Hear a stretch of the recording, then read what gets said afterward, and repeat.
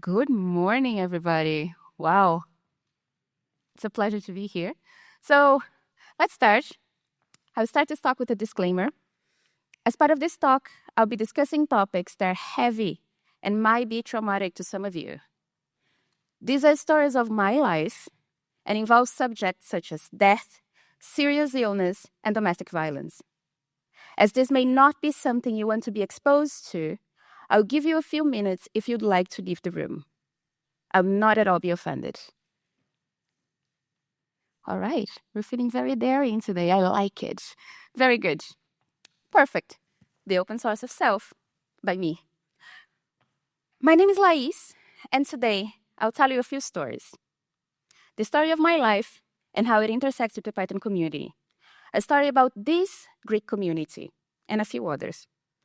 All stories come from a place of honesty and vulnerability. All these stories are true.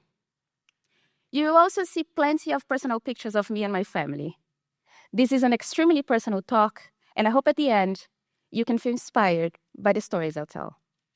I hope you can draw some meaning and carry it with you, whatever is the part that touches you. My goal is to make sure we start to speak about ourselves, that we bring our emotions with us to our daily conversations, that we speak about the traumas and life experiences that shaped us, the good and the not so great. I hope my stories influence how you decide to live your life, one way or another. The courage to be vulnerable is not about winning or losing. It's about the courage to show up and be seen when you have no control over the outcome. Brené Brown. I was born in Brazil, in the city of São Paulo, the biggest city of South America with around 14 million people. Only daughter of a Black woman and a white-ish European descendant man. She was a teacher. He was never around. My mom died when I was 11. She was incredible. She taught me to stand up for myself, to say what I think, to dance, and that a smile can save someone's day. She died from a heart attack, and I didn't get to say goodbye. I went to live with her eldest brother when I was 11. He was a drunk. Eldest son of a family of 15, violence was his no language of affection. He used to abuse his wife physically and emotionally. He drank the money for food. He drank my money to commute to school. He taught me to cook, to drink, and the importance of understanding one's intent. Still, I loved him until this one day when I walked in the living room and he had his wife pressed against the wall, her neck hanging from his wrist. I threw myself on him. I called the police. He was taken. Next morning, I ran away from home. I took a 4-day bus alone from São Paulo to Fortaleza. Now, who here has been to Brazil? Okay, I think 4 people. Cool. So, São Paulo is in the southeast. Fortaleza is in the northeast of Brazil. And Brazil is a huge country. So, for those of you who have not, which is most of you, the distance from São Paulo to Fortaleza is equivalent as Athens to Dublin, which is around 3,000 kilometers, around 4 hours flight. Alone, I did the scariest thing I had ever done in my whole life. I escaped home and took a 4-day bus on my own. One of the nights in the bus, I had a dream. After almost 3 years, I finally had my mom with me. It was the first time I dreamt of her ever since she died. I remember waking up with a feeling of a warm heart, the heart of someone who feels protected and loved. In September 2006, I arrived in Fortaleza to my grandma's home. Grandma is the one in the middle there. That old lady is her mother. That's my great-grandmother. I had arrived at my white family house. At that time, racism was not as openly discussed as it is today. And I know that not every racist person knows that they're racist. My family would have been surprised to learn that racism is the belief that a person is inferior due to their race or ethnicity. I was loved and cherished as a kid, but as I grew into my teenage years, it was common to hear questions like, if we ought to do plastic surgery on your nose, who's from the family would you like to look like? Or, you're so pretty, when are you going to fix your hair so it matches you? Or the even more direct, when are you going to straighten that hair? From most people around me, family included. There was an episode of a strange man shouting from his car window onto the streets that I should get rid of my afro and straighten my hideous hair. I was an adult, but when that happened, I felt like that little girl alone in the bus journey all over again. I felt alone and exposed. What this shows is yet another degree. Having racist thoughts is one thing, expressing them is a whole other. Expressing offensive thoughts is hate speech, and it hurts deeply. At the age of 19, I took my mom's inheritance and decided I wanted to open a civil engineering office. I had some experience designing water dams, and I thought, how hard can it be? In 6 months, I had clients, I had a generous income, and I genuinely felt like a mix of those two cats, half gangster, half princess. I decided it was time to start business school. The lack of preparation and probably lack of age and lack of maturity as well caused me to spend much more than the company was making at the time. And soon the books were not keeping well. I was experiencing failure and I had no idea how to deal with it. By the end of year 2 of my business endeavor, my mind went frail and I wasn't sure of who I was anymore. Princess Gangster era was now over, and I was feeling now more similar to this cat. Lost and hating everything around me, I was forced to confront my dormant ghosts and started therapy. As a consequence, I dropped out of business school and decided to be a pastry chef.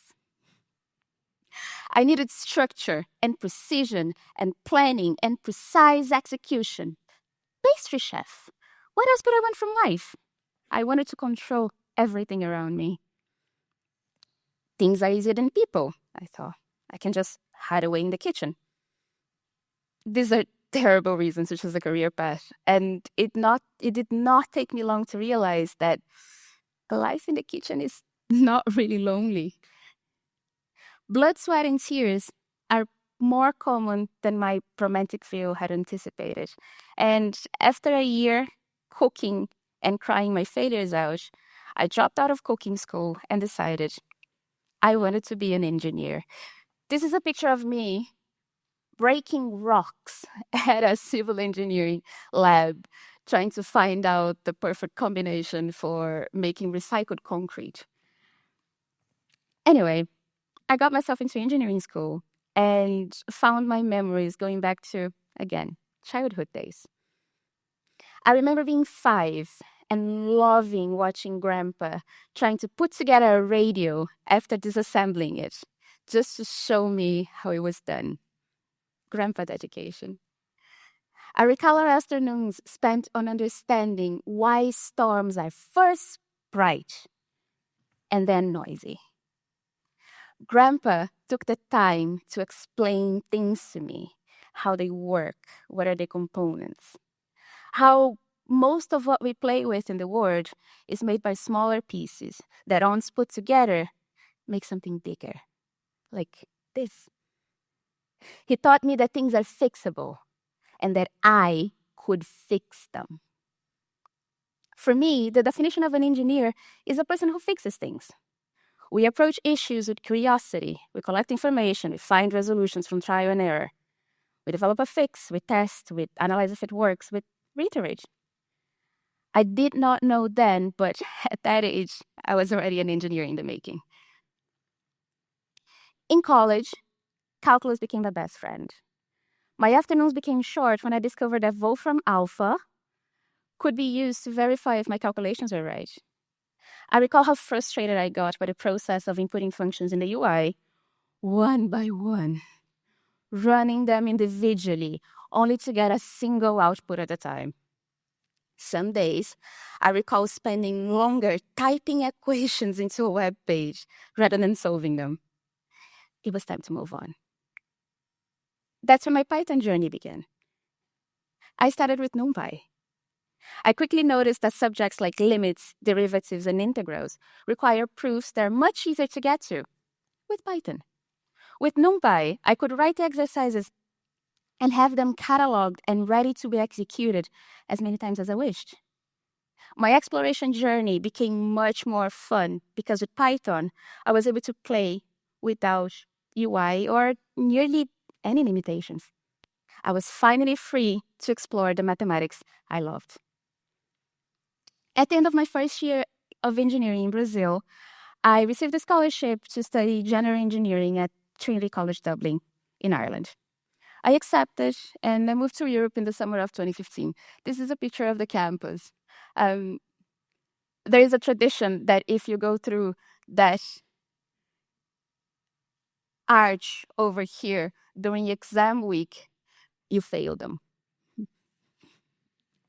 My appreciation for coding grew when I had to make an Arduino buggy from scratch for a college project. One quite similar to this, a little bit more complex. When I say from scratch, I really mean it. We had to design the circuit board, solder it, connect sensors, and program it all using C. To make the buggy run was actually quite easy, but to develop it the way that our lectures had requested ended up being quite challenging.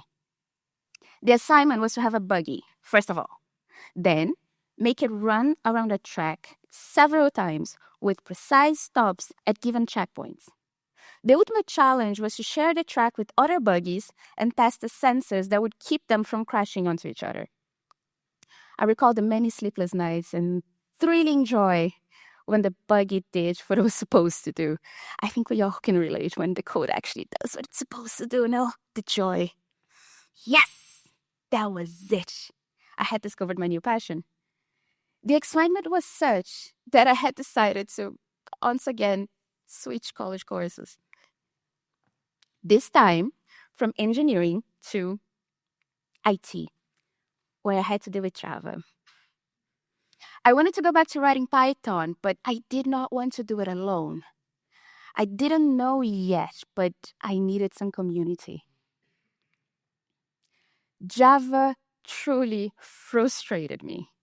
I had forgotten how much I voiced my frustration until, searching for the pictures for this talk, I found this drawing made by a friend of mine. Hi, Anna. This is a doodle of me sitting and holding a cup of tea, as you can see. And the speech balloon says, I don't know if you can read it, but right over here we have Python, system, machine learning, and Java shite. I'm sorry if there are any Java developers in the audience. Please do forgive me, as the intention here is not to offend anybody. This is an illustration of how I felt at the time, though. The decision to switch back into Python came when I was called stupid by a Java person on Stack Overflow. Do you people remember how was Stack Overflow that we actually had to answer? So we had to write a question and wait for somebody to come back and reply. And then sometimes they were rude and you would cry on a corner feeling stupid. And it was really hard when they actually called you stupid. But anyway, newbie life was much harder before LLM days, I have to say. My first contact with the Python community was through the PyLadies Dublin meetup. The chapter was run by Vicky, still is, and her energy was amazing. If you were there last night for the Python documentary, you heard Marietta saying that when you don't see enough role models, you stop believing you can do something. At that point, Vicky was my first community role model. I was hooked when I connected with people that also wanted to explore and do things with Python. I had found community. Shortly after, I decided to start organizing Python events. I volunteered with the folks organizing PyCon Ireland 2019. And these are pictures of my first PyCon, one quite similar to this one. And that's where I met Chuck. Chuck was the keynote speaker for that conference. She's here, by the way. Yes, please. Chuck is another reason why I'm part of this community too. She was a keynote speaker for that conference, and I remember how happy I was when she invited me to have lunch with her. Me? I thought, she's a keynote speaker. She'll never waste her time talking to me. I couldn't have been more wrong. We not only spoke, as we became really good friends. And when COVID hit and I couldn't work anymore, she recommended me for a developer advocacy role. That was my first job in the tech industry, which was also for an open source tool. The love for the language grew into love for teaching the language when I participated in the Humble Data Workshop. We'll have one of these here at PyCon Greece shortly, as Lysandra just mentioned, but more on it later on. Right now, this story is still about me. In the space of a year, I had organized the first ever FlashCon, a PyJamas conference, EuroPython. I had spoken at Python Pizza, PyData Hamburg, at FOSDEM, at meetups, and podcasts. I had made a podcast series together with Chuck. And even with all that success, my main feeling was pressure. My chest was in constant pain, burning pain. I felt like I wanted to scream all the time. I was a college student with a lot of enthusiasm and a lot of physical pain. For my final college project, I chose to code a chatbot that would keep track of people's emotional states, a sort of automated emotional log. I didn't know at the time, but this was the start of my interest in observability, which is mainly what I do today professionally. Back then, this was only a way, my way, to observe my emotions. Coming from all that trauma, I found handling emotions quite challenging growing up. I would oscillate between emotional states without understanding that my emotions are not who I am. With time and work came the understanding that those were temporary versions of me, but not necessarily who I choose to be. In order to understand, I leaned in with curiosity and started an assiduous journaling practice. The strategy was to clear my head of all thoughts once a day. 3 pages of gibberish where self-judgment was not welcome. By writing what was in my head, I alleviated the thinking pressure at a time and created an emotional log of who my real self is. I would consult on that later on, almost the same way one would look into logs searching for a bug. The key was to investigate with curiosity rather than judgment. With time, I built a knowledge base of myself that helps a lot to understand where feelings are coming from. Am I tired, hungry, impatient, frustrated? Am I being manipulated? Now, I have historical records of how I felt in specific circumstances that help me identify if my emotional responses come from trauma or straight rightfulness. To this day, diaries are still my favorite tools to understand myself.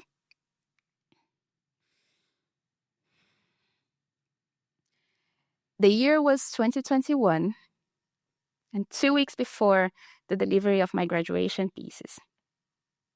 I could almost feel the finish line after 8 years in college between all those courses that I had decided to start and drop off.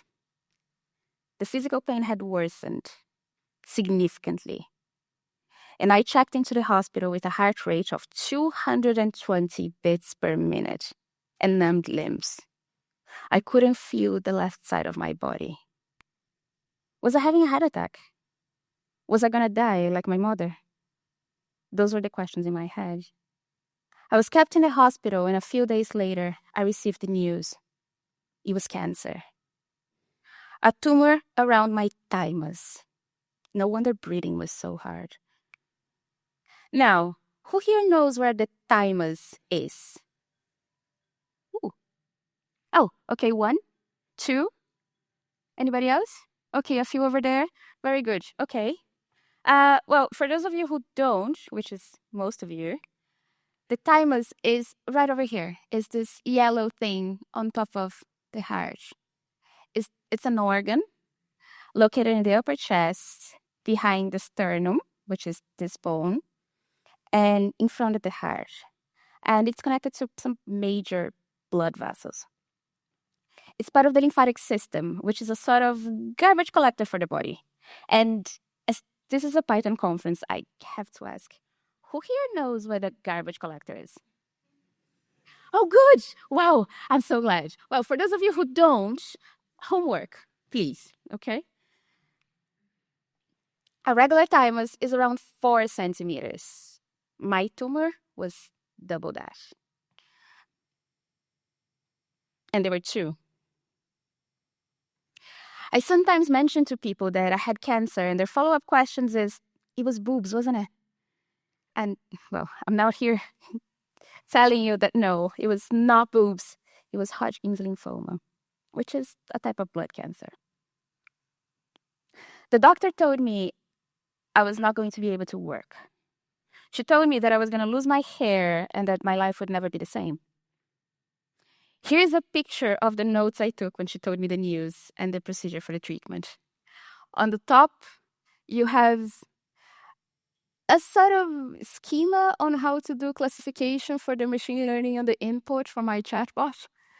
And then at the bottom, here in blue, you have details of cancer, strategy, how to tackle it. I had a schema for yes or no, things that could happen and things that could not. I mean, anything could happen. I remember writing the notes with calm and patience, as if I was helping a friend understand what was happening. It wasn't until the doctor told me about chemo brain that I would start crying in despair. Still, she wanted to start chemotherapy as soon as possible. Does anybody here know what chemo brain stands for? Okay. So, chemo brain is the name given to symptoms that resemble brain fog caused by chemotherapy drugs. Stuff like memory loss, attention issues, slowness. The list is very long, and the brain takes quite a while to recover, if ever does. Fear was now installed. How was I ever going to be able to write code again with a mushy brain? I was quite proud of how well I had done in life with the brain I had. It was one of my main reasons to be proud. For a while, it was all I ever had to get me through life. With the desperate and limited perspective I had at the time, I thought that my identity was about to melt and dissipate, like dust in the wind. Against medical advice, I took a week off to think about it all. My first response was to deny treatment and die from an early and poetic death. It was easy. I was so angry. Why me? Was a life lived with a melting brain worth living? Could I bounce back from cancer? What were the odds that I would die? If I decided to take treatment, how long would it take? Nobody knew. I had so many unanswered questions. I went home and listened to Mortality, a book written by Christopher Hitchens telling his story from cancer's diagnosis to death. In the book, he described his excruciating pain, mentioned his fears, discussed the survival rates and the endless treatments of his type of cancer and how the public dealt with it. His journey instigated me to start researching about my own cancer. I discovered that the survival rates for lymphoma were around 86%. It was a happy day. The odds were way too big not to bet on. And I armed myself with all the courage I could find and decided I wanted to give treatment a try. Somewhere deep down, I believe that similar to the radio that Grandpa used to pull apart, I could also be fixed. And more importantly, I wanted to be fixed. The next step was to finish my thesis and organize my life before the heavy blow of chemo would come. I focused on the thesis first. With the impending doom of chemotherapy, I sat down and wrote it all in a week. I submitted the last bit of the project from the hospital's waiting room, staring at the bald people around me, waiting for my first round of chemotherapy. Terrified and alone, I cried as I did not know I could. Locked in the washroom, wishing not to be sick, wishing not to be there. The chemo went on through summer, and the following 7 months were hard. I didn't lose all my hair, but I did lose some of my cognitive senses. I turned vegan to tackle the insistent nausea. Reading became a very unpleasant experience. I felt emotional and weak most of the time.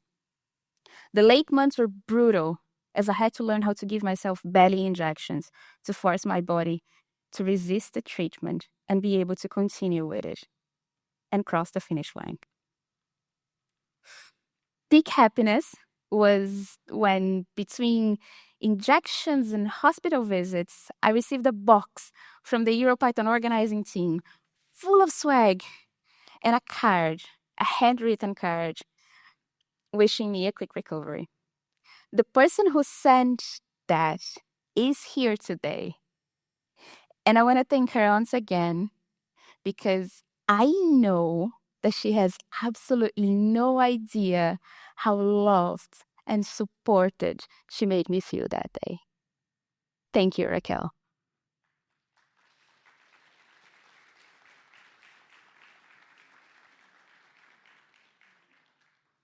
I graduated that November, a week after chemotherapy ended. And here's a picture of almost bald me and my adoptive parents. Very happy on graduation day. A year later, I had to go through heart surgery. The tumor came back, and the doctor said there was a 60% chance that I would die on the operation table.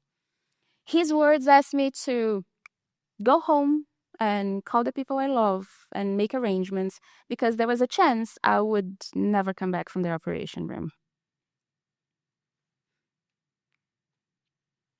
I went to a friend's home.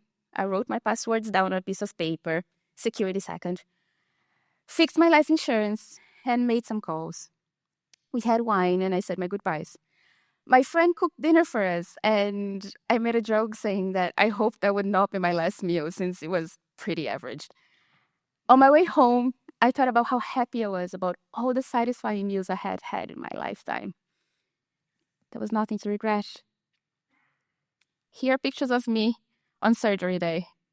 The middle one actually went with family. I sent that to family. I'm happy to tell you that I am now in remission and that cancer has not come back ever since. And this is a happy story after all.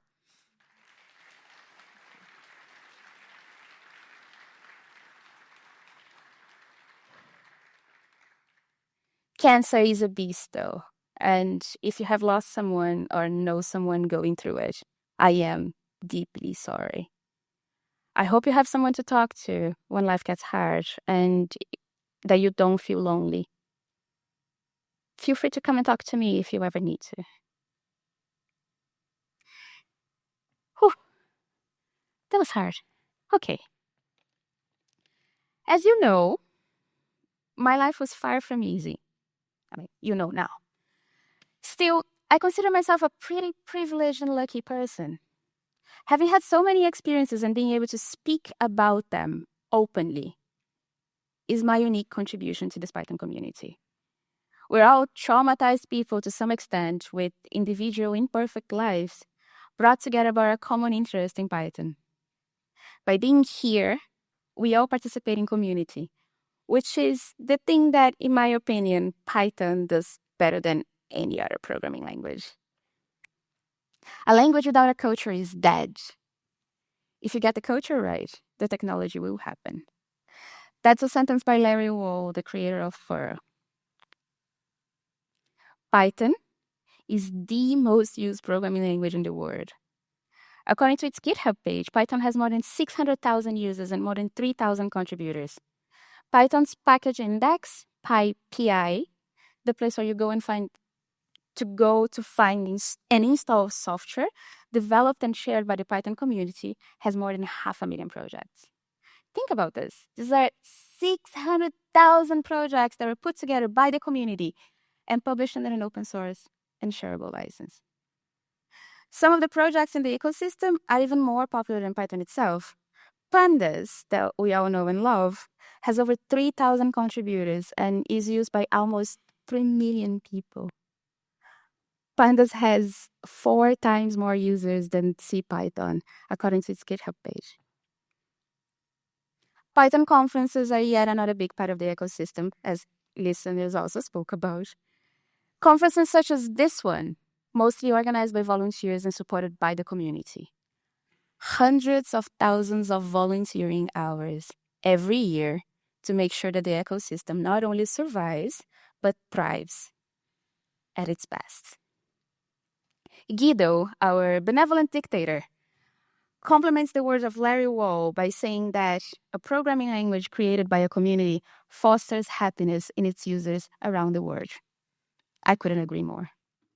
Speaking about PyCons, this is the first ever PyCon Greece. On this day, last year, PyGreece did not exist. I witnessed closely for an entire year the amount of struggles that had to be overcome for this event to exist today. This conference is supported by the folks that make the board of PyGreece. Lissandros, Fanis, George Zizopoulos, Panagiotis Kyrillos, George Margaritis, and Panagiotis Skias.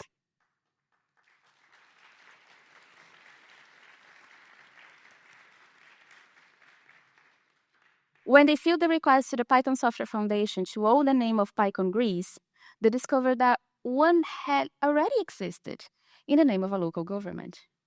I will not get into the details of conservative versus liberal because this is beyond the point.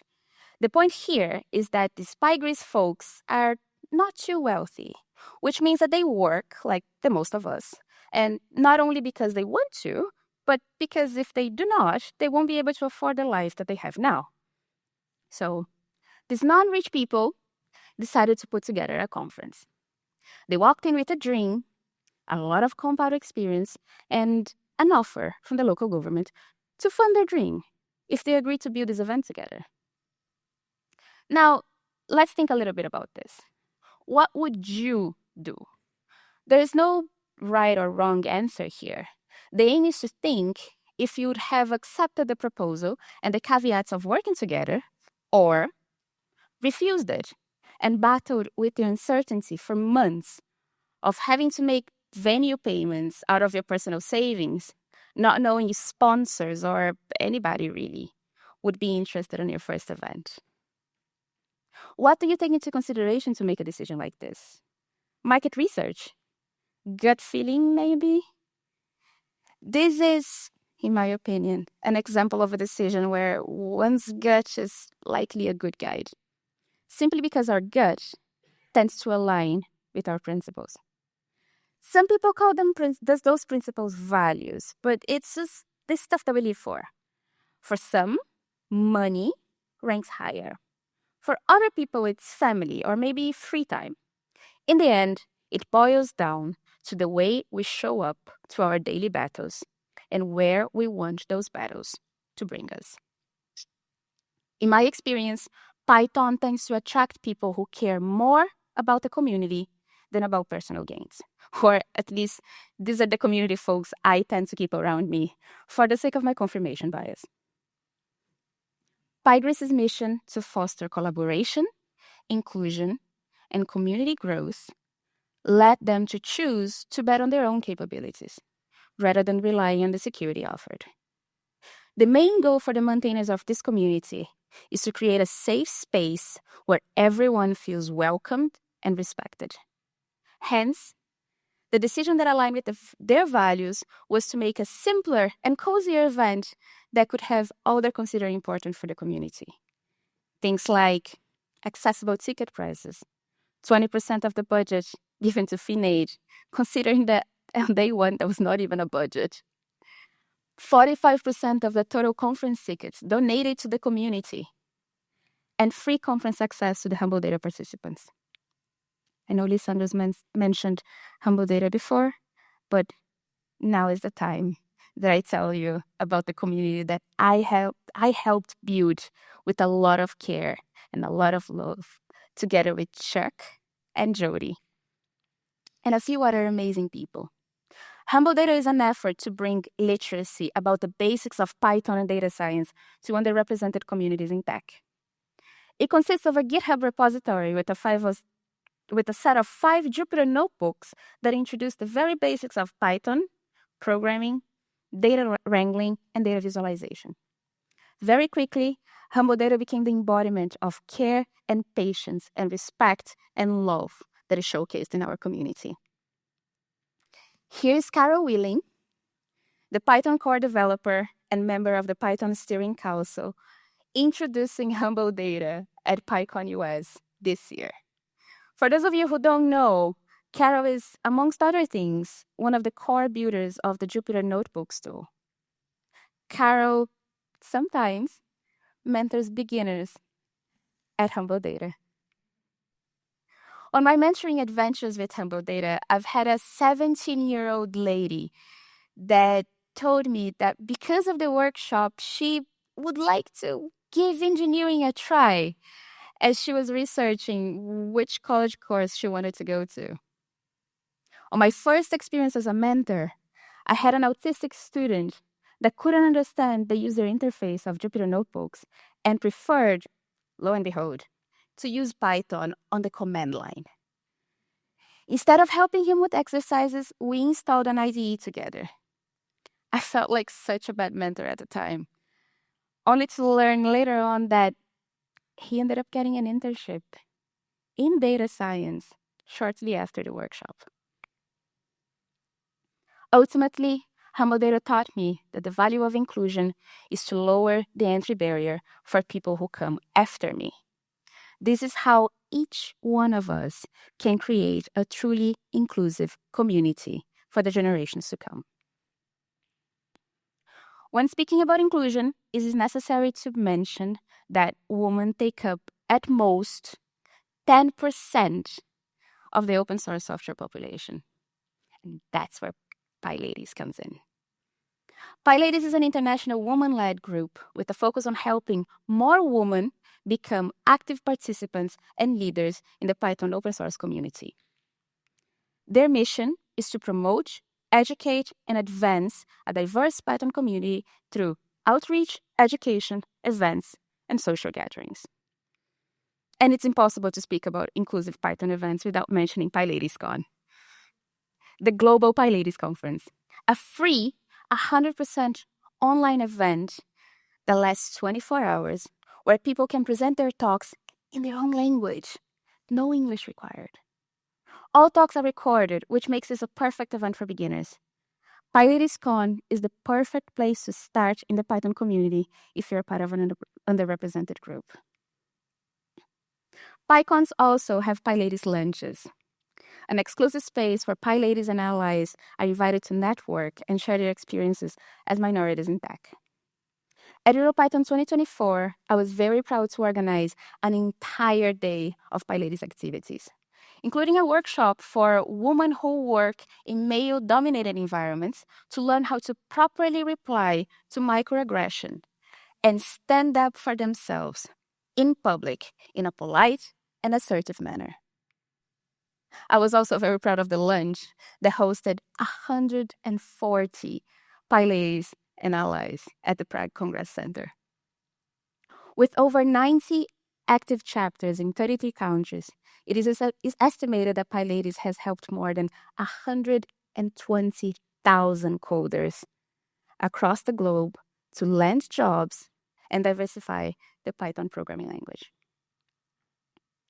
What All those pictures and example of community have to show is how powerful is the sentiment of belonging.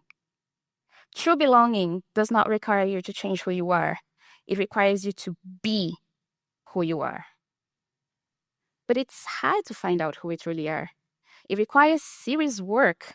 It requires approaching our emotions with curiosity, digging in disappointments and frustrations with an observer's mindset, playing with hypotheses of different outcomes and evaluating how we feel. It requires stepping back to collect thoughts, feedback, and understanding what we truly cherish in life. It requires finding friends who are somewhat aligned to our values.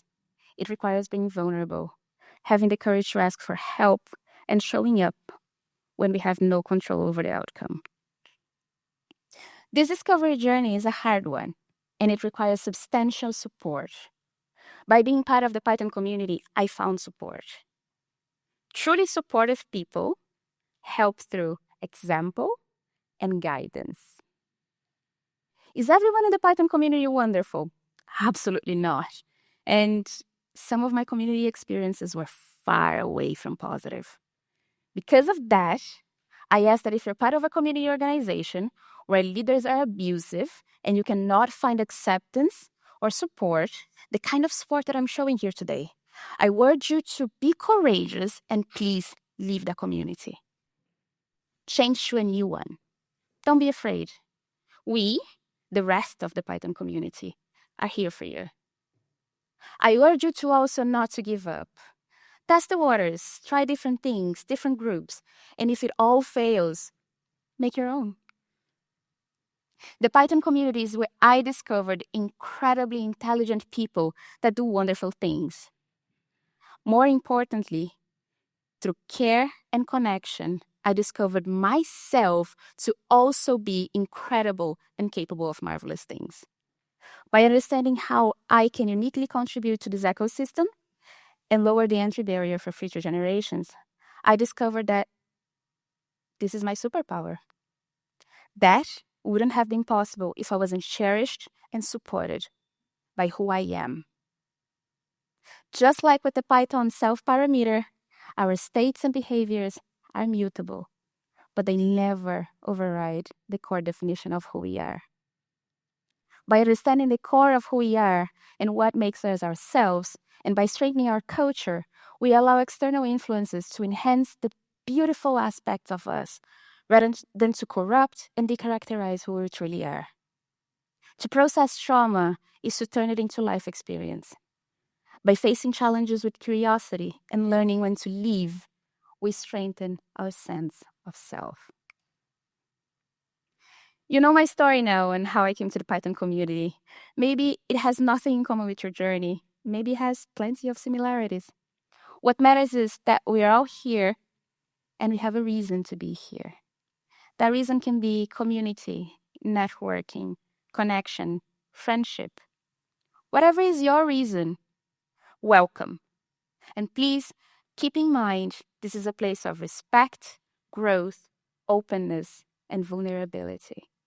This is a place to make mistakes, to collaborate, and to celebrate the unique mix of weird and capable, incredible that we all are. This is a place of learning. Now, let's go and celebrate the language that has given so much to so many of us. And to paraphrase Brad Cannon, we are here for the language, and I hope we all stay for the community. Thank you.